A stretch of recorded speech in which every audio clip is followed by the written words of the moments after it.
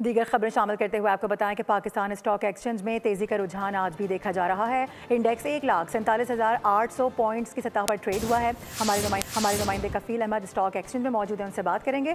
कफील बताएगा आज क्या खबरें आ रही हैं यहाँ से।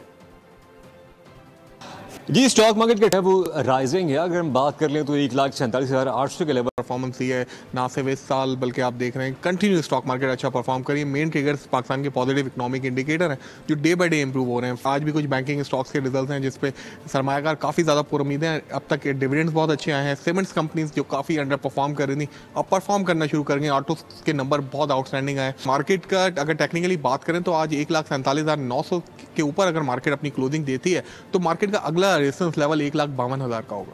ठीक है जी, ये शहरियार बट मेरे साथ मौजूद है जिनका कहना है कि मार्केट में जो है वो सेंटीमेंट पॉजिटिव है, सरमायाकारों का एतमाद जो है वो अगर हम बात कर लें बहुत हद तक बहाल है। और अब जो बातें की जा रही हैं वो 1,50,000 और 1,00,000। बहुत शुक्रिया आपका। सब्सक्राइब करें और बेल दबाएं ताकि कोई खबर रह न जाए।